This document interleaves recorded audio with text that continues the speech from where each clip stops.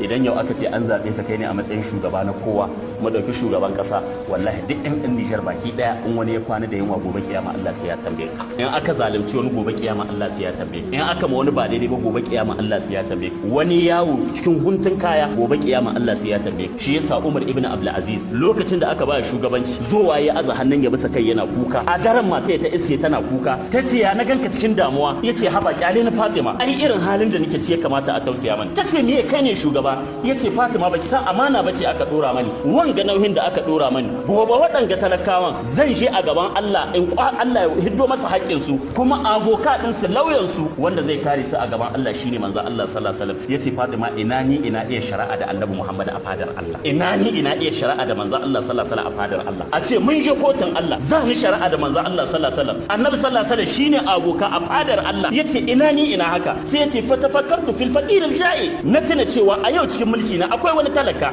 ya kwana da yunwa wa aril maqhur na tana cewa akwai wani ya bai da tufafin sa san tare yake yawo wasu iyal na tana cewa akwai wani a yau bai da tufafin sawa na tana cewa yau wani an zalunce ya shi yasa na tausaya ma kaina nake kuka na san gobe kiyama Fatima ba ne hita Allah sai ya babbaka ni wutar jahannam wannan adili ne ke faɗin wannan magana wanda ke jin kamshin annabta wanda yake dab da karnin annabi khairul quruni qarni summa allazina yaluna don haka malamai mu ji tsoron Allah mu al'umma bayani al'umma mu tana buƙatar agajin mu tana buƙatar tallafin mu babu wani dan siyasa a ƙasar nan wanda baya da malami amma malamin nan kai ya tsaya da yin addu'a ya tsaya cewa yayi addu'a Allah ya tsare shi amma kamar addu'a ya tsare haƙƙin al'umma sai Allah ya kare shi an muka yi wannan su tsira mu tsira su yi mulki mai daɗi mu yi mulki mu masa da'a a cikin jin daɗi amma an ba a tsira ba su wahala mu wahala kowa ya wahala rayuwar ta zama to irin halin da ake Allahumma izzil islam wal muslimin